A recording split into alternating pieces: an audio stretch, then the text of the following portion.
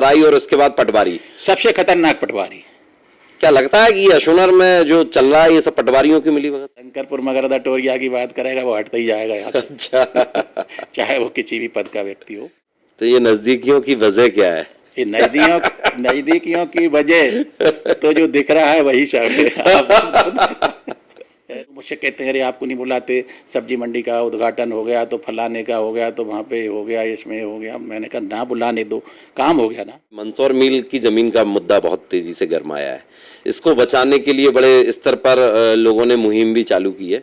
लगातार अखबारों में अभी कुछ खबरें प्रकाशित हुई हैं कि जगन्नाथ सिंह जी चंदेरी विधायक हैं, उन्होंने अधिकारी के स्थानांतरण के लिए विधानसभा में क्वेश्चन लगाया और इसके बाद भी सही काम वाला व्यक्ति हूँ। अगर मेरा काम नहीं करेंगे तो मैं तो विपक्ष का व्यक्ति हूँ, भूख हड़ताल पे बैठ जाऊंगा जनता को लेकर। मन फिर नहीं लगा भारतीय जनता पार्टी में। तो कैंसिल करवाने के लिए भी भारी प्रयास किए गए थे, लेकिन इसके बावजूद भी पार्टी ने आप पे भरोसा जताया और आप उसके बाद अब चूंकि आप विधायक हैं तो क्या वो लोग अब आपसे जीवन तो संपर्क? एक इतना साधारण चुनाव लड़ा, मैं चुनाव लड़ना ही नहीं जानता पहली बार तो। मैं पंच भी नहीं बना कभी, ना मैंने कभी चुनाव लड़ा। पर मुझे ये पूरा भरोसा था कि मुझे जनता चुनाव नहीं हारने देगी, इतना तो मुझे भरोसा था कि 1.5 साल होने को है जी। तो चूंकि इस समय वर्तमान में आप विपक्ष की भूमिका में विधायक हैं तो कितनी कठिनाइयों का सामना करना पड़ रहा है? आम जन के कार्यों पे लोगों ने आपको बड़ा भरोसा जताते हुए आपको वोट दिए थे, तो क्या आपको लगता है कि कहीं ना कहीं आप सत्ता में नहीं है तो बहुत सारी मुश्किलों का आपको सामना करना पड़ रहा है? जनता के लिए कभी अगर ऐसा कोई अवसर मिला कि दोबारा भाजपा में जाने की बात हुई तो एफओबी बनने के बाद में जब अंडरपास स्वीकृत हुआ तो उसको लेकर बड़ी श्रेय की राजनीति चली यहाँ पे, और खासकर उस राजनीति में बीजेपी की लोग एक दूसरे से श्रेय लेने की कोशिश कर रहे थे। आपने ये देखा होगा उस समय तत्कालीन जो सांसद थे डॉक्टर केपी यादव जी। मैं विधानसभा में भी देखता हूँ कि भारतीय जनता पार्टी के विधायक कांग्रेस के विधायकों से ज़्यादा परेशान है। क्यों? कि उन्हें ज़्यादा उल्टे सीधे काम कराना है, हमको तो कराना नहीं है। जब हमको सही काम कराना है तो हमारा काम तो हो जाता है, और गलत काम कराना है तो मुझे लगता है अधिकारी हावी तो हैं ही, तो वो तो नहीं कर रहे होंगे, अब कारण कुछ भी हो। बड़े प्रेस नोट हम लोगों के पास भी प्रशासनिक तौर पर आते थे कि इतने बीघा जमीन इतने करोड़ की मुक्त कराई, ये कराई। तो आप पूरे विधानसभा क्षेत्र की अगर हम बात करें तो क्या लगता है कि ये सिर्फ एक नाटक नौटंकी थी कि इसमें कुछ लोगों को हटाया? क्योंकि मैंने ये देखा है कि कई बाहुबली आज भी जमीनों पे जमे हुए हैं और वो अतिक्रमण मुक्त नहीं हो पाई हैं। बात आई कि 8 दिन में हटाएंगे साहब, 10 दिन में हटाएंगे, वो नहीं हटा और मुझे लगता है वो नहीं हटेगा। क्यों नहीं हटेगा विधायक जी? आपने कहा ना भूमाफियाओं का कब्जा है, भूमाफिया तो भूमाफिया होते हैं, वो जो उस अतिक्रमण को हटाने का प्रयास करेगा उसे भूमाफिया हटवा देंगे। तो लगता है कि आपके इस पॉडकास्ट के बाद में कुछ चेंजेस हो सकता है, क्योंकि ये तो सीधे सीधे नहीं होगा, नहीं होगा, मैं बोल रहा हूँ कुछ नहीं होगा। मैं आत्महत्या भी कर लूंगा स्टोरी। नमस्कार, मैं Sachin Sharma M9 India news पर एक बार फिर आपका स्वागत करता हूं हमारे खास कार्यक्रम एक शख्सियत में। और इस बार की जो शख्सियत है वो हमारे जिले के एक ऐसी हस्ती है जिन्होंने बहुत ही कम समय में यहाँ के लोगों के दिलों पर राज करना शुरू कर दिया है और अपनी शालीनता और सादगी के कारण आज वो हर लोगों के प्रिय हैं। तो आप समझ चुके होंगे मैं किस शख्सियत की बात कर रहा हूं। हमारे साथ हैं हमारे अशोनर के विधायक श्री हरिबाबू राय जी।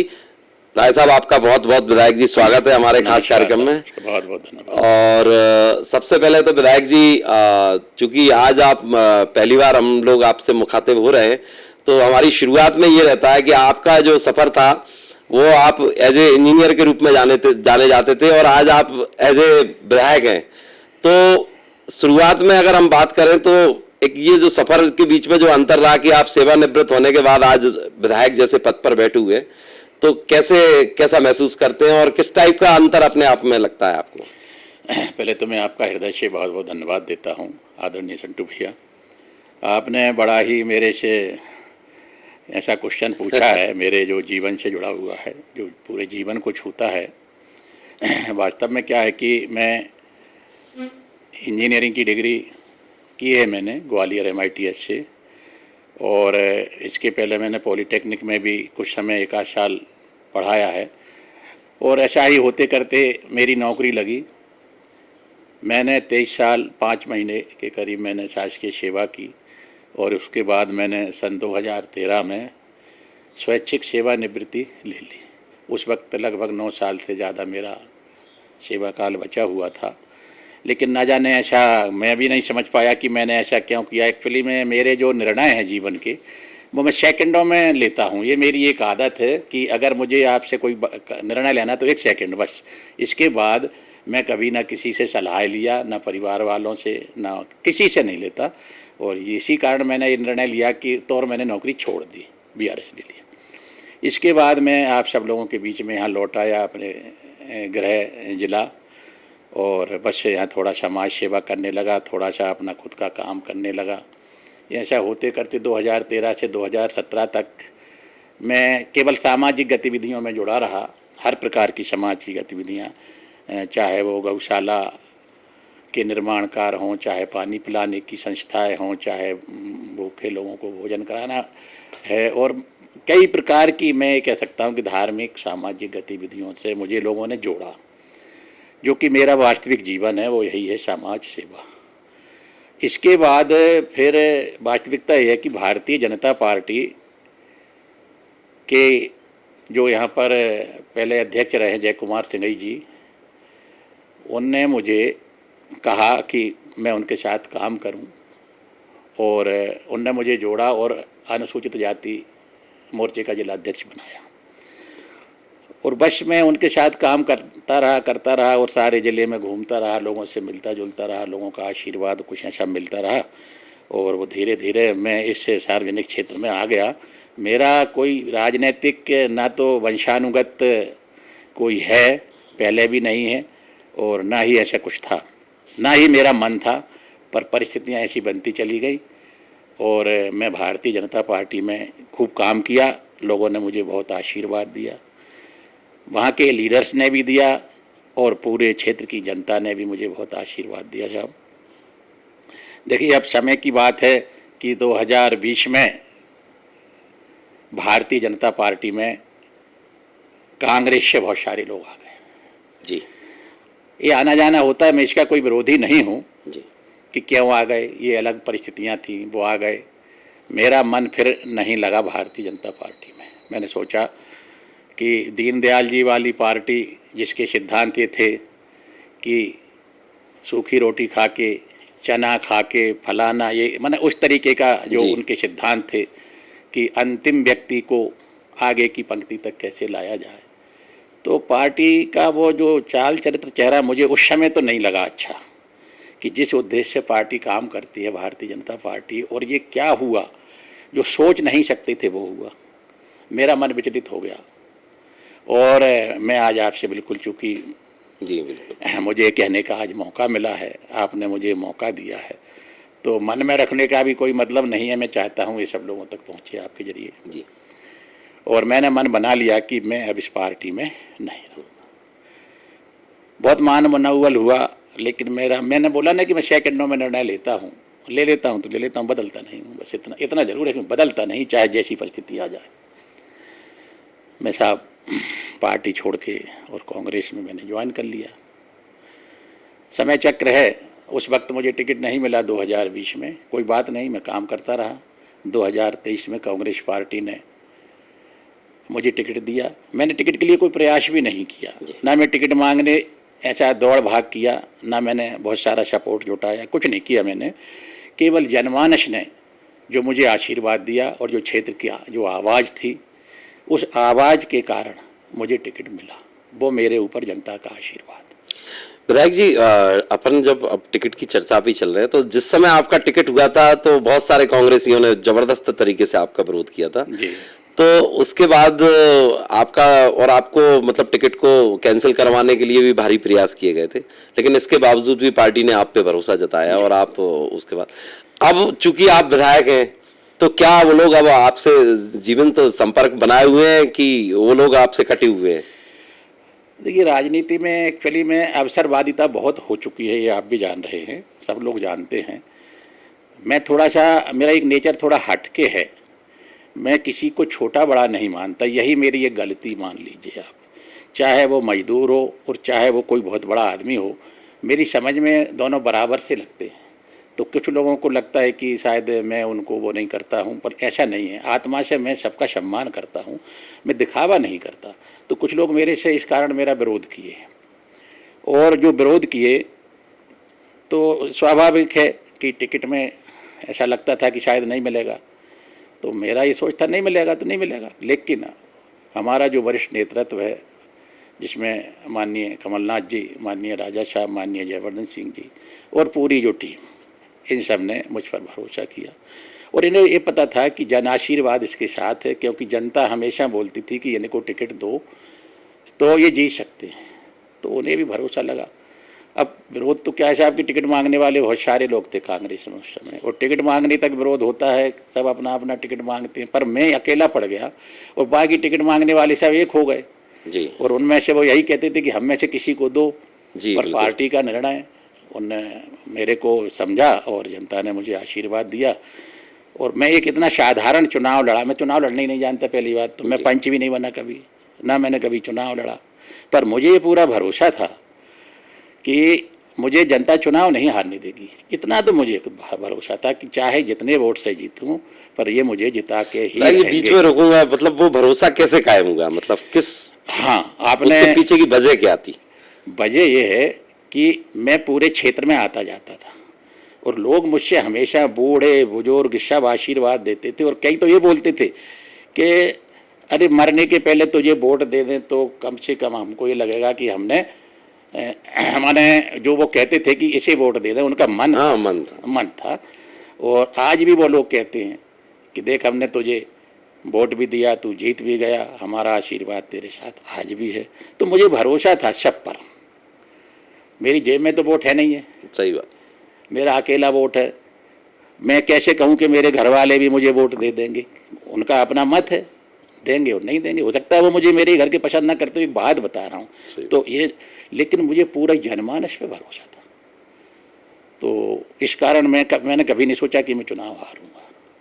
तो विधायक जी, अभी आपको लगभग 1.5 साल होने को है। जी तो चूंकि इस समय वर्तमान में आप विपक्ष की भूमिका में विधायक हैं, तो कितनी कठिनाइयों का सामना करना पड़ रहा है? आम जन के कार्यों पे लोगों ने आपको बड़ा भरोसा जताते हुए आपको वोट दिए थे, तो क्या आपको लगता है कि कहीं ना कहीं आप सत्ता में नहीं है तो बहुत सारी मुश्किलों का आपको सामना करना पड़ रहा है? मैं आदरणीय भैया आपको बताऊं कि मैंने कभी सोचा ही नहीं और ना ही मुझे कोई कठिनाइयों का सामना करना पड़ रहा है, ये हकीकत बात है। मुझे कभी ये नहीं लगा कि मैं विपक्ष का विधायक हूँ। जो वास्तव में काम होना चाहिए, जो नियम में आते हैं वो सब काम होते हैं, अधिकारी कर्मचारी कर रहे हैं, और जो नियम विरुद्ध काम होते हैं वो ना मैं करवाना चाहता हूँ ना मैं कहता हूँ। जो जो सही नहीं है उसका मैं समर्थन नहीं करता। इसलिए मुझे क्यों दिक्कत होगी, मुझे तो सही काम से मतलब है, सही काम करवाने से मतलब है, तो इसलिए मुझे कोई परेशानी नहीं है। भले ही मैं विपक्ष में हूँ, सभी लोगों का मेरे ऊपर वैसा ही आशीर्वाद है। आज तक मुझे समझ में ही नहीं आया कि मेरे से कोई दूर है, मुझे तो सब अपने ही अपने दिखाई देते हैं, कहीं कोई मुझे दिक्कत नहीं आपके मन में कुछ ऐसा अभी रहता हो कि यार ये काम मैं करवा सकता था लेकिन नहीं हो पा रहा, तो आपके जैसे विधानसभा क्षेत्र की हम बात करते हैं, तो अभी भी आप ऐसी कौन सी समस्याओं को खड़ा पाते हैं कि जिसका समाधान आप कराना चाहते अगर आप सत्ता में होते, या फिर किसी प्रकार से वो समस्याएं जो आज रह गई हैं उनका समाधान नहीं हो पा रहा है? ऐसी कौन सी समस्याएं आपकी जब? देखिए, विकास की एक अनवरत प्रक्रिया है, सरकारें चाहे जिसकी हों, और वास्तव में जो आवश्यक काम होते हैं वो सभी सरकारें करती हैं। ये सब होते हैं कई बातें कि ये काम मैं लाया, वो काम मैं लाया, लेकिन भारतीय जनता पार्टी की लगभग 20 साल से सरकार है। तो जो भारतीय जनता पार्टी के विधायक यहाँ शुरू से अभी तक रहे हैं, तो वो कौन सा काम ले आए? वो भी नहीं ला पाए। यहाँ ऐसा कोई काम नहीं ला पाया कि कोई उद्योग धंधा कोई भारतीय जनता पार्टी का विधायक ले आया, या कोई रोजगार से संबंधित काम ले आया, या कोई बहुत बड़े चिकित्सालय का काम ले आया, या केंद्रीय विद्यालय ही चालू करा दिया हो तो बता दें। कृषि महाविद्यालय की कितनी मांग उठती आ रही, भारतीय जनता पार्टी के समय से उठती आ रही। चुनावी मैनिफेस्टो में भी रिंग शामिल रोड था उस समय, है कि चुनावी नहीं? वो भी दिया ये गया था। रिंग रोड के कब से हम लोग बखान कर रहे हैं, तो मैं तो अभी 1.5 साल पहले ही तो बना हूँ, उसके पहले तो भारतीय जनता पार्टी के ही विधायक यहाँ थे, तो उनने क्या कर लिया? अरे वो भी कुछ नहीं कर पाए। ये तो रूटीन है सरकार का, उसमें मैं भी शामिल हूँ, मैं भी सरकार का एक अंग हूँ। विपक्ष में है तो क्या हुआ? ऐसा तो है नहीं है कि जो काम होना चाहिए वो होगा। और बड़े बड़े काम तो साहब क्या होता है कि सरकार की जब मंशा होती है तभी वो संभव होते हैं। चाहे अपने यहाँ का 300 बिस्तरों का अस्पताल, हमेशा विवाद है, हम लोग कितना, हम इलाज से कितना जूझ रहे हैं, आज पानी देखिए, पानी गांव-गांव में, अभी आपके ही सामने कितने लोग अभी यहाँ आए थे, कितनी महिलाएं आई। तो पानी की इतनी बड़ी समस्या है, विधानसभा की ही बात नहीं कर रहा हूँ, पूरे ज़िले में है। कोई मैं पक्षपात की बात नहीं करता कि मेरी विधानसभा प्यासी है, सारा ज़िला में परेशानी है, पूरे मध्य प्रदेश में परेशानी है। और पानी और बिजली, ये दो मुख्य मूलभूत सुविधाएं बिल्कुल जनता के लिए मिल नहीं पा रही हैं।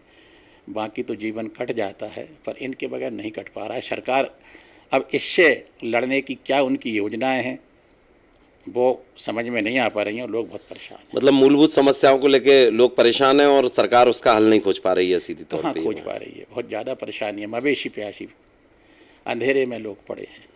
तो ये दो चीज़ें तो वास्तव में बिल्कुल जिनके बगैर एक दिन नहीं रहा जा सकता, इस पर सरकार को ध्यान दें। क्या जनता के लिए कभी अगर ऐसा कोई अवसर मिला कि दोबारा भाजपा में जाने की बात हुई तो?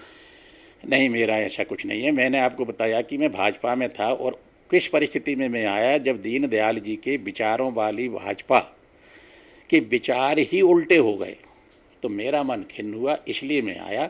बाकी मेरा ये पार्टी बदलने का, इधर से उधर का, मतलब मेरा ऐसा व्यक्तित्व नहीं है, लेकिन उस समय वैसा ही था जो आपने देखा है।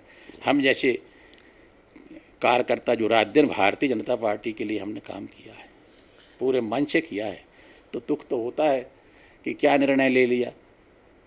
वैसे तो आपके बारे में सभी लोग जानते हैं कि आप हमेशा मुस्कुराते रहते हैं, हंसते रहते हैं, लेकिन विधायक जी को गुस्सा कब कब आया? अभी बीच में कुछ ऐसे मामले सामने आए, जैसे कि एक बार गांधी पार्क पे आपको थोड़ा सा क्रोध देखा था, उस समय आप मीडिया की सुर्खियों में रहे थे। बीच में एक आध बार वाहन चालान के समय भी आपसे कुछ ऐसी हुई। तो विधायक जी को ऐसा कब कब गुस्सा आता है? जब कभी गरीबों के साथ सरकार के नुमाइंदे अन्याय अत्याचार करते हैं तो मुझे गुस्सा आता है, वैसे नहीं आता। आपने एक यातायात वाली बात कही, देखिए बड़ी बड़ी गाड़ियों वाले लोग सीधे चले जा रहे हैं, उन्हें कोई नहीं रोक रहा। एक रोटी बांध के मजदूर आ रहा है, उसे रोका जा रहा है, उसका चालान काटा जा रहा है। तो एक संविधान और है, एक बाबा साहब डॉक्टर अम्बेडकर साहब का संविधान से तो पूरा देश चलता है, लेकिन कुछ चीज़ें ऐसी हैं जो मानवीय संविधान पर भी चलती हैं। अब रोटी बांधने वाले आदमी को तो वैसे ही अगर ट्रैफिक वाला देख ले तो कहे कि जा। इसलिए मुझे गुस्सा आया था कि वो रोटी बांध के आया, मेरे ऑफिस आया, उसकी गाड़ी रख ली। तब मैंने कहा था कि ये 50-50 लाख की गाड़ियों वाले सन्नाटा मारते चले जा रहे हैं, आप उन्हें हाथ नहीं दे पा रहे, आगे हाथ कर दोगे तो आपके हाथ में देते हुए चला जाएगा। क्या कर लोगे आप? ये गरीबों को मत सताओ। वही बात थी गांधी पार्क की जो आपने बात की। तो ऐसा ही वाक़या जब कभी होता है कि मुझे लगता है कि ये सब ठीक नहीं है। सबसे ज़्यादा निरीह प्राणी बेचारा वही व्यक्ति है जो आर्थिक रूप से विपन्न है, तो उस पर तो दया भावना सबकी ही होना चाहिए। उस वक्त थोड़ा सा कभी कभार मेरा मन ऐसा होता है, बाकी मेरे नेचर में गुस्सा नहीं है ऐसा। वैसे मतलब हमेशा मुस्कुराता हुआ चेहरा ही दिखाई देता है। नहीं, मैं कभी गुस्सा होता नहीं। अच्छा विधायक जी, एक बड़ा अशोनर से जुड़ा एक बड़ा मामला है, वो है अपने अंडरपास का लेके। जैसे पूर्व में ओवर ब्रिज बना, ये एफओबी बना, एफओबी बनने के बाद में जब अंडरपास स्वीकृत हुआ तो उसको लेके बड़ी श्रेय की राजनीति चली यहाँ पे, और खासकर उस राजनीति में बीजेपी की लोग एक दूसरे से श्रेय लेने की कोशिश कर रहे थे। आपने ये देखा होगा, उस समय तत्कालीन जो सांसद थे डॉक्टर केपी यादव जी, और जो वर्तमान में केंद्रीय मंत्री हैं ज्योतिरादित्य सिंधिया जी, तो बड़ा श्रेय का वो उस समय काम चला। लेकिन वर्तमान में आज भी अंडरपास के हालात नहीं सुधर पाए। अभी बीच में दिसंबर से जनवरी तक 1 माह तक यातायात बंद रखते हुए उस अंडरपास को दोबारा से दुरुस्त करवाया, लेकिन आज भी वो प्रॉपर तरीके से नहीं हुआ है। तो इस बारे में, चूँकि आप क्षेत्रीय विधायक भी हैं कांग्रेस से, आप लगातार वहाँ से आपका भी आवागमन होता होगा, कैसा क्या लगता है आपको और क्या करना चाहिए आपको उस मामले को लेके? आपने श्रेय की राजनीति की बात कही, तो वास्तव में कई अधूरे कामों का भी लोकार्पण लोग नेता लोग कर रहे हैं। ये गलत है। बन जाएगा तब कर देना। जरूरी है कि मैं ही लोकार्पण करूं, मेरे बाद कोई आएगा वो करेगा, लेकिन अच्छा काम होना चाहिए, अच्छी क्वालिटी होना चाहिए। श्रेय की राजनीति लेने से कुछ नहीं होता, जनता सब जानती है। जनता को अब हमसे ज़्यादा होशियार जनता है, तो इन बातों में नहीं पड़ना चाहिए। अभी भी क्या होता है कि नगर पालिका में बहुत सारे काम चल रहे हैं, मुझे नहीं बुलाया जाता, तो मैं उसे बुरा नहीं मानता। कई लोग मुझसे कहते हैं अरे आपको नहीं बुलाते, सब्जी मंडी का उद्घाटन हो गया तो फलाने का हो गया तो वहाँ पे हो गया, इसमें हो गया। मैंने कहा ना बुलाने दो, काम हो गया ना। मैं नहीं गया तो काम तो नहीं रुका ना, काम होना चाहिए। तो मैं इन बातों में नहीं पड़ता। कई लोग कहते हैं कि आपको नहीं बुलाते हैं, आप प्रोटोकॉल में आते हैं। हमने कहा ये उनकी इच्छा है, नहीं बुलाते हैं तो कोई बात नहीं, काम करें वो अच्छा, मेरी उनके साथ शुभकामनाएं हैं। और अंडरपास की जो दुर्दशा है ये वास्तव में मेरा एक इंजीनियर के नाते एक सुझाव है जी कि जो इसके स्लोप हैं इनको बेहतर डामरीकृत कर दिया जाए तो जो धूल उड़ती है ना वो बंद हो जाएगी। इसकी जो वहाँ से मतलब अप्रोच टू अप्रोच इसको डामरीकृत कर दिया जाए। थोड़ा सा भाग जहाँ पानी भरता है जो नीचे बिल्कुल लाइन के, उतना अगर कंक्रीट करके, क्योंकि वहाँ पानी में डामर रुक नहीं पाएगा, तो ये धूल की समस्या से हम लोग निजात पा जाएंगे। दूसरा, उसके ऊपर हर जगह छत हैं, जैसे अंडरपास पर कई जगह छत बना दी गई है, तो जो ऊपर का बारिश का पानी है वो इकट्ठा नहीं होगा, बहुत थोड़ा बहुत पानी होगा तो वो उसके लिए पैसेज बना हुआ है। तो देखिए क्या है कि सुधारा तो हर चीज़ जा सकती है, उसका सुधार कर दें। अब बना है तो कोई बुराई नहीं है, उस सिरे कोई ले तो लेता रहे, पर अशोकनगर की अंडरपास एक आवश्यकता थी। इतना एफओ भी नहीं था। एफओ भी के कारण तो वास्तव में हमारा पूरा का पूरा बाज़ार, पूरी व्यवस्था ठीक नहीं है। और अब वो तो क्या है कि यदि उसको हटा भी दें तो अभी काम चल जाएगा और एक अच्छा बाज़ार निकल आएगा। एक और काम कर सकते हैं साहब, मैं आपको जी अपनी बिल्कुल बात रख रहा हूँ जी कि जो हमारा रेलवे फाटक पर जो क्रॉसिंग है जी वहाँ पर सीढ़ी वाला एक, छोटा हाँ, पुल बना दें तो इस तरफ के लोग जो सीधे हैं ना उस तरफ उतर जाएंगे। माने आना जाना कई जगह बने हुए हैं। तो जो लोग पटरियां क्रॉस करते हैं, हाँ हाँ, रिस्क वो नहीं लेते हैं, करेंगे, वो नहीं जी करेंगे। अब इसमें दो तरीके की व्यवस्था होती है, या तो आप नीचे से बनाओ या तो आप ऊपर से बनाओ, जी लेकिन एक आवागमन का रास्ता बन जाए, फुटपाथ, तो ये जो हर दिन आए दिन जो घटनाएं होती है ना ये बंद भी हो ये लगता है जाएंगी। आपको कि रेलवे अब लगातार एक आरओबी बना, फिर एक एफओबी बना, अंडरपास बना, तो इसके बाद अब इस तरीके का एक जो आप कल्पना कर रहे हैं जो वो पूरा हो पाएगा? देखिए साहब, आवश्यकता आविष्कार की जननी है। जी अगर ज़रूरत है तो हर चीज़ बनना चाहिए, बगैर ज़रूरत के तो कुछ भी नहीं बनना चाहिए। अब उन्होंने ये कितना लंबा चौड़ा वो बना दिया, वो 1 आध किलोमीटर का, मुझे लगता है उस पर कोई आता जाता नहीं है। हाँ बिल्कुल सही, उससे ज़्यादा ज़रूरत तो ये है जो अपन बात कर रहे हैं, है सही ना? बात है। आप ही बताइए, उस पर कोई जाता, उस पर जाते हैं घूमने वाले अशोकनगर के कि चलो घूमने के लिए एक बढ़िया जगह बन गई, हाँ हाँ सही बात। सवारियों के हिसाब से तो नहीं है। अब वो इतना लंबा है साहब कि अगर गाड़ी आ गई है सिग्नल पर तो आदमी ट्रेन में नहीं बैठ पाता, उसको पार करते करते आते जाते वो ट्रेन ही छूट जाती है। तो बेहतर होता कि जिस तरीके का पहले से एक अपना ब्रिज बना हुआ था स्टेशन पे, ऐसा ही बना देते तो आदमी जल्दी चढ़ के उतर जाता। तो अब है हाँ रेलवे की अपनी। अच्छा विधायक जी, अपन थोड़ा सा पिच चेंज करते हैं और एक फिर दोबारा से अपन राजनीति की तरफ लौटते हैं। तो जैसे अभी एक आपने भी लगातार अखबारों में अभी कुछ खबरें प्रकाशित हुई हैं कि जगन्नाथ सिंह जी चंदेरी विधायक हैं, उन्होंने अधिकारी के स्थानांतरण के लिए विधानसभा में क्वेश्चन लगाया और इसके बाद भी कोई जो संबंधित पीडब्ल्यूडी के ही है उनके लिए। फिर कुछ समय पहले एक और आया था कि मुख्यमंत्री जी द्वारा ट्रिपल ए एक जो सहकारी बैंक के जो जीएम है वहाँ गुना में बैठते हैं उनको लिखवा दिया गया अपने ये मुंगावली विधायक पूर्व मंत्री द्वारा, और इसके बाद भी उन लोगों का स्थानांतरण नहीं हुआ। तो जब बीजेपी के विधायकों के लगातार प्रयास करने के बाद उनको सफलताएं नहीं मिल रही हैं, तो ऐसे में आप, अगर आपको लगता है कि ये अधिकारी खराब काम कर रहा है या ये यहाँ ये गलत हो रहा है, तो आप कैसे न्याय की उम्मीद कर रहे हैं इस माहौल में? आपने एक्चुअली में उनका क्वेश्चन मुझसे पूछ लिया है। मैंने भी पढ़ा था उनका ध्यान आकर्षण जी जो पीडब्ल्यू के स्थानांतरण को लेकर हुआ था। जी तो वास्तव में ब्यूरोक्रेसी हावी है इस शासन में, ये बात तो सही है। मैं विधानसभा में भी देखता हूँ कि भारतीय जनता पार्टी के विधायक कांग्रेस के विधायकों से ज़्यादा परेशान हैं। क्यों? कि उन्हें ज़्यादा उल्टे सीधे काम कराना है। हमको तो कराना नहीं है। जब हमको सही काम कराना है तो हमारा काम तो हो जाता है, और गलत काम कराना है तो मुझे लगता है अधिकारी हावी तो हैं ही, तो वो तो नहीं कर रहे होंगे, अब कारण कुछ भी हों। लेकिन अभी आपने कुछ दिन पहले देखा होगा कि सिरोंज के विधायक उमाकांत शर्मा जी एसडीएम साहब के चरणों में सिर रख रहे थे। आपने शायद देखा होगा जी वीडियो, बिल्कुल देखा था ना? देखा है। तो आप समझ सकते हैं कि भारतीय जनता पार्टी के विधायक वास्तव में परेशान हैं।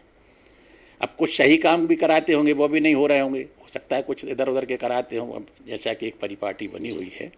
पर मैं तो सही काम वाला व्यक्ति हूँ, अगर मेरा काम नहीं करेंगे तो मैं तो विपक्ष का व्यक्ति हूँ, भूख हड़ताल पे बैठ जाऊँगा जनता को लेकर, और मैं अपना काम कराऊंगा सही वाला। मैं कैसे नहीं कराऊंगा, वो तो मेरा दायित्व है, मुझे जनता ने आशीर्वाद दिया है इसीलिए।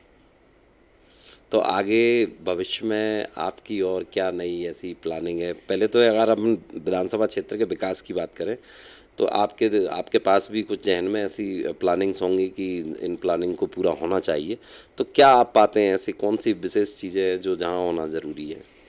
देखिए साहब, किसी भी क्षेत्र के विकास के लिए आवागमन की सुविधा सबसे बड़ी चीज़ होती है। जैसे हमारा ज़िला है, अब कोई तहसील नहीं है, ज़िला मुख्यालय है। इसको जैसे बंगला चौराहे से भोपाल तक एक बड़ा हाईवे बन रहा है, बेहतर होता कि बंगला चौराहे से दहरदा को उसी तरीके के हाईवे से जोड़ देते।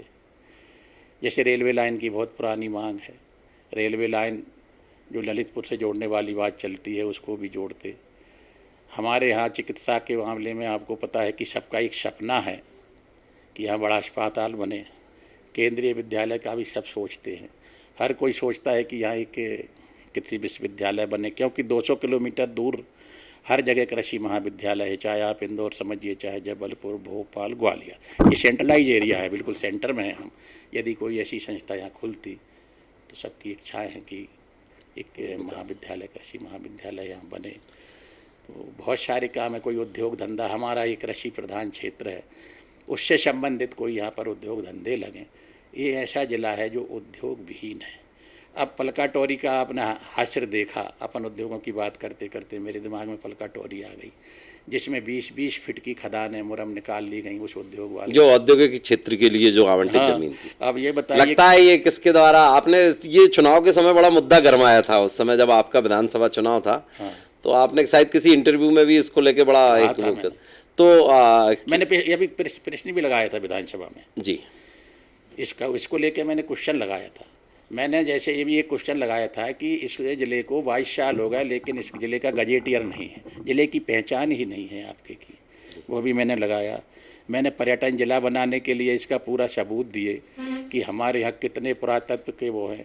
और जहाँ तक चंदेरी है, ये राज्य शासन द्वारा माने उसके अंडर में है, पर्यटन के उसमें, तो उन्होंने गोलमोल जवाब दे दिया, इस पर कोई वो नहीं दिया। जैसे अपना थूबोन जी है, आनंदपुर हैं, अपने कदवाया है, करीला जी है, अशोकनगर स्वयं है अपने आप में, है ना, तूमेन जी है, मल्हारगढ़ निशई जी, मतलब कितना ज़्यादा हमारे यहाँ पर्यटन का वो है। अगर ये ऐसा कुछ सरकार कर दे तो यहाँ बहुत सारे गरीब लोगों का काम धंधा शुरू हो जाएगा। मैंने 26 क्वेश्चन लगाए थे और वो सब सार्वजनिक क्वेश्चन थे, मैं आपको दूंगा पर कोई सुनवाई नहीं, जवाब दे देते हैं वैसे ही। तो अभी अगर हम कई ऐसे मतलब यहाँ हम लोगों ने वो देखे हैं जिसमें आप भाजपा के जैसे केंद्रीय मंत्री आते हैं या बीजेपी की कुछ और वो रहते हैं, उनकी मीटिंगों में भी आपकी उपस्थिति रहती है। क्या उस उपस्थिति के बीच में आपने जब अपनी बात रखी गई तो वो उन बातों पे गौर करते हुए उनमें कुछ चेंजेस आए क्या? गौर तो हमेशा करते हैं पर वो कार्य रूप में परिणत नहीं होते। कभी कोई डिनाई थोड़ी ना करता है कि ये नहीं करेंगे। अभी मतलब सिर्फ बातें अकेली होती हैं, अभी लंबे आश्वासन जी मैंने 150 हैंडपंपों का क्वेश्चन लगाया कि पेयजल समस्या यहाँ आ गई है, और यहाँ पे क्या है कि 300 फीट के आसपास तो पानी मिलता नहीं है, तो 600 फुट के बोरों के लिए मैंने लिखा था। तो उन्होंने ऐसे ही गोलमाल जवाब दे दिया कि ये तो ऐसी प्रक्रिया है, हैंडपम्प खुदते रहते हैं, चलते रहते हैं, मेंटेनेंस होते रहते हैं, फलाना होता रहता है, इनको उसमें जोड़ देंगे बजट में। अब बच्चों का जवाब दे दिया, लेकिन पानी की समस्या थोड़ी निपट गई इससे, तो ये होता रहता है। हाँ, थोड़ा सा लीक से हटके अगर अपन एक सवाल पूछें विधायक जी कि मतलब लगभग सांसद बने हुए केंद्रीय मंत्री जी को 1 साल से ऊपर हो गया है, आपने भी उनके समक्ष कुछ ऐसी विशेष हाँ, योजनाओं को हाँ, चेंजेस कर, हाँ। क्या आपको लगता है कि वो इस एक साल के अंतराल में कुछ एकाध उपलब्धि ऐसी आपको मिल पाई या हमारे क्षेत्र को मिल पाई? मैंने मंच के माध्यम से उनसे मांग की थी गौ अभ्यारण्य की, जी। कि हमारे यहाँ गौशालाएं तो हैं, पर उन गौशालाओं में देख रेख गौ माताओं की नहीं होती है। और अगर हम अभ्यारण्य बना लें तो जिसमें कई हजार गायें एक साथ रहेंगी, खुले मैदान में रहेंगी, उसके लिए जगह भी खोज ली गई। हजारों बीघा ज़मीन ये जतोली, पिपरिया राय, ककरुआ की पठार पे उधर है, और अच्छी जगह है। उसके लिए टीम भी गई थी, राजस्व विभाग की भी गई थी, पशुपालन विभाग से डायरेक्टर मैडम भी गई थी, मैं भी गया था। उसको उन्होंने चुन लिया, सब कुछ हो गया और उसको वही कर दिया। तो वो मैंने माननीय सिंधिया जी के समक्ष उस बात को रखा था, पर उस पर कोई इस तरीके की आगे चर्चा बढ़ी नहीं। मैंने क्वेश्चन भी फिर लगाया विधानसभा में गौ अभ्यारण्य को लेके, तो उसी में वही गोलमोल जवाब। तो वास्तव में सरकार की मंशा केवल इन चीज़ों पर ज़्यादा है, बड़े निर्माण कार्यों पर या सार्वजनिक हित के बड़े कामों पर अशोकनगर जिले के लिए बिल्कुल नहीं है। आप ये समझिए भैया कि पीडब्ल्यूडी विभाग में पूरे ज़िले में केवल 1,30,00,000 का एक रोड महिदपुर में आया है। कोई सड़क नहीं आई इस बजट में। इस वजह इससे बड़ा हास्य क्या हो सकता है। 162 सड़कों का मैंने प्रश्न लगाया, जिसमें 162 सड़कों को मैंने नाम सहित दिया कि ये मेरी विधानसभा में ये रास्ते अभी कच्चे हैं। तो उन्होंने फिर वही, ये तो एक प्रक्रिया है शासन की, बनते रहते हैं। जबकि दूसरी विधानसभाओं में सड़कें आई हैं? नहीं आई, नहीं आई। कहीं एक भी नहीं आई। मैं तो अपनी बता रहा हूँ, मैंने तो 162 का प्रश्न लगाया। क्या लगता है कि आपको, मतलब कि ये जो जिस तरीके से अगर देखें कि हमारे ज़िले को एक भी सड़क नहीं मिली, जबकि 2 विधायक हमारे ज़िले के बीजेपी के भी हैं, हाँ, तो अपर लेवल पे कहीं ऐसा तो नहीं है कि कहीं ना कहीं संगठन इस जिले और को कुछ उनका- मिला ही नहीं है। किसी बजट में आप बता दीजिए क्या मिल गया? कुछ नहीं मिला है, छोड़ दिया पूरा। सबसे पिछड़ा जिला, नहीं मिला। कई जिलों को अरबों अरबों की सौगातें मिली है, 100-100 करोड़ के काम मिले। यहाँ मुझे लगता है टोटल पूरे विभागों को मिलाएं तो 10 करोड़ के भी काम नहीं मिले होंगे, अगर दे दिए होंगे छुट। क्या लगता है आपको इसके पीछे की वजह क्या है? क्यों हमारे ज़िले के साथ भेदभाव किया जाता है या किया जा रहा है? क्या मानते हैं आप इसके आप पीछे? मुझसे पूछ क्या रहे ये तो उनसे पूछिए, वो भेदभाव करने वालों से, मैं थोड़ा कर रहा हूँ। फिर भी आप ऐसे जैसे मैं अंदाज जनप्रतिनिधि से हैं, क्या बता दूं कि कितने कारण हो सकते हैं। ये तो जिन्होंने नहीं दिया इस जिले को बजट में कुछ, वही ज़्यादा अच्छे से बता पाएंगे कि क्यों नहीं दे रहा है यहाँ पर। अब मैं तो मांगने वाला हूँ, तो मैं तो आपको बता सकता हूँ कि 26 प्रश्न लगा के मैंने बहुत कुछ मांगने का प्रयास किया है। अब देना ना देना तो सरकार का काम है साहब। हाल ही में 11 तारीख को माननीय प्रधानमंत्री जी का आनंदपुर ट्रस्ट में आगमन हो रहा है, तो प्रोटोकॉल के तहत अगर आपको आमंत्रित किया जाता तो आप क्या उस कार्यक्रम में जाएंगे? एक्चुअली में वो निजी कार्यक्रम बताया जा रहा है जी। कि वो केवल आनंदपुर ट्रस्ट में दर्शन करने माननीय प्रधानमंत्री जी आएंगे और कुछ लोगों से ही वो मुलाकात करेंगे। मुझे इस संबंध में ऐसा कोई, चूँकि एज ए विधायक एक अलग बात है कि बुलाते हैं, पर ऐसा कुछ नहीं है कि मैं मिलके अपनी बात रख पाऊँगा। जी। ऐसा कुछ नहीं जी। तो क्या आपको लगता है कि प्रधानमंत्री निजी होते हैं या कार्यक्रम निजी होता है? अब लोगों का तो वही कहना है कि सार्वजनिक कार्यक्रम नहीं है, अच्छा ये केवल दर्शनार्थ आ रहे हैं वहाँ पर, जी। जो मैंने सुना है। बाकी ज़्यादा जानकारी मुझे हो रहा है। विधायक जी, बस जाते जाते एक दो और बातचीत हम करेंगे। एक तो हमारा अभी इस समय कुछ ही समय से लगभग 1-1.5 महीने से मंदसौर मिल की ज़मीन का मुद्दा बहुत तेज़ी से गरमाया है। इसको बचाने के लिए बड़े स्तर पर लोगों ने मुहिम भी चालू की है।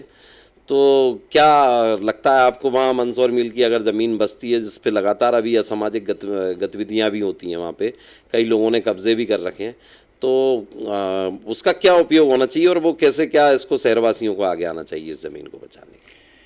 आज का जो समसामयिक सबसे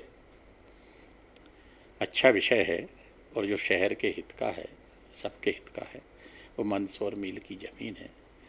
वास्तव में जब कोई ज़मीन लीज पर दी जाती है सरकार के द्वारा किसी प्रयोजन के लिए, तो वो उसी प्रयोजन के लिए होती है, नहीं तो वो निरस्त हो जाती है।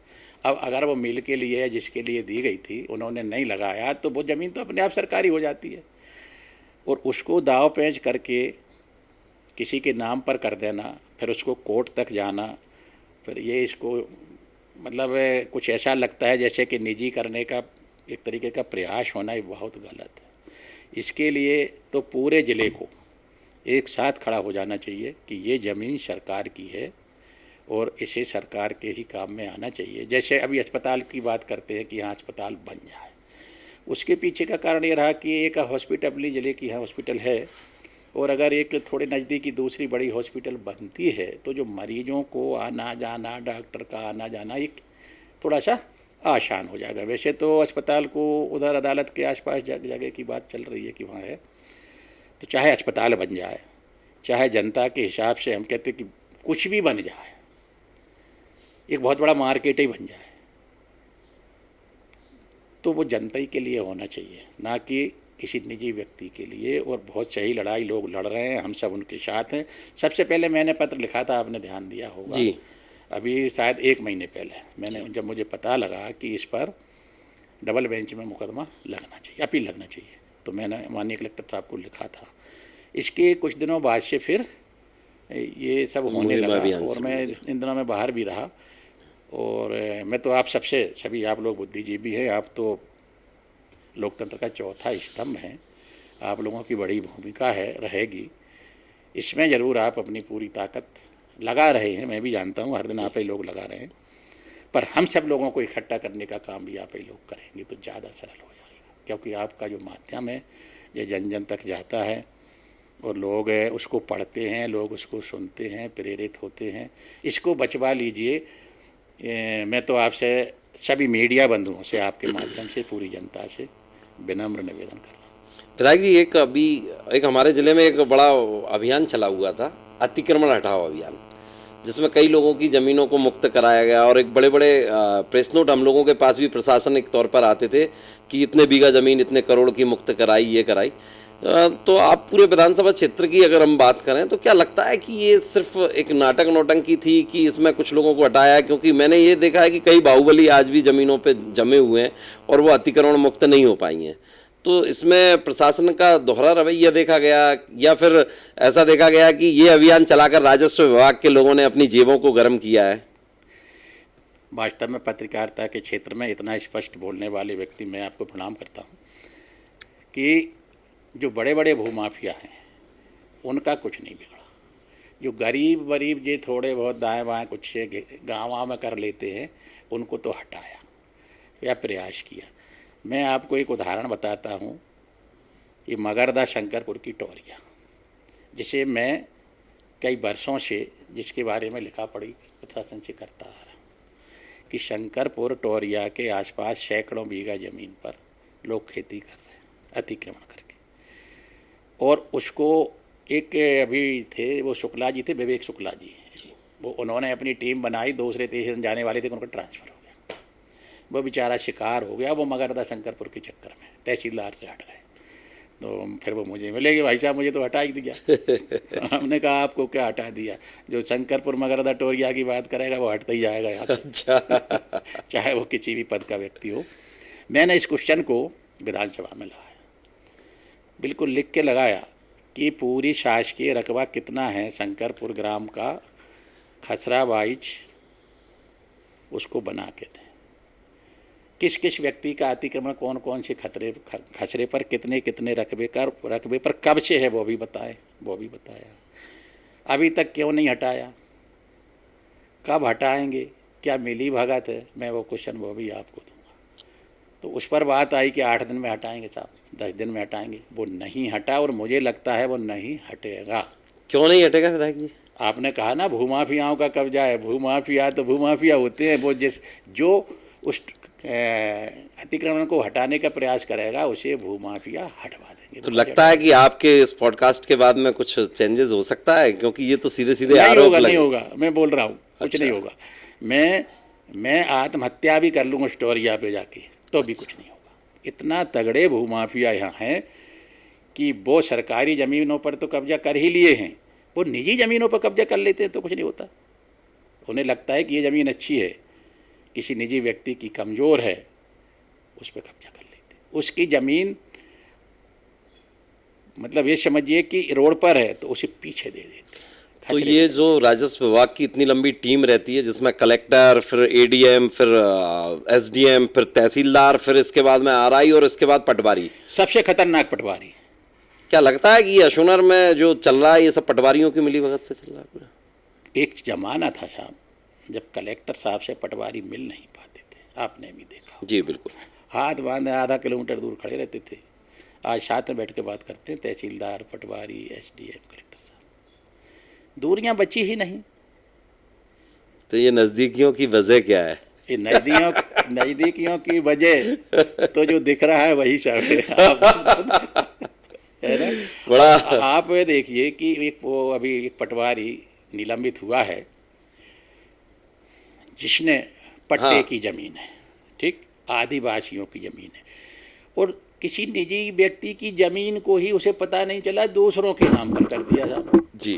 तो क्या नहीं हो सकता है साहब, सब है ना। तो ये सरकार तो भगवान जाने क्या है, पर प्रशासनिक अधिकारी भी सरकार के हिसाब के हैं और हम लोग तो विपक्ष में हैं, पर ऐसा नहीं है जो अच्छा काम करेगा उसकी तारीफ भी करते हैं हम। उसको मतलब उसको बिल्कुल आत्मा से कहते हैं कि ऐसे लोग रहें जिससे कि हमारे देश की संस्कृति, हमारे देश का लोकतंत्र, हमारे बहुत सारे लोगों की सेवा हो सके। आखिर में इस पॉडकास्ट को विराम करने से पहले आपकी कुछ ऐसी जो मन में जो रहते हैं ना कि मेरे को यार ये जनता ने मुझ पे भरोसा जताया, मुझे ये करना चाहिए था, मुझे ये करना चाहिए था, शायद वो कुछ चीज़ें हो भी रही हों, कुछ चीज़ें नहीं भी हो पाई हों, तो ऐसी और क्या क्या आपकी जो अभी आपका कार्यकाल बड़ा लंबा है और फिर उसके बाद एक और उसी में शामिल आपका जो जवाब है कि भविष्य में और आपकी क्या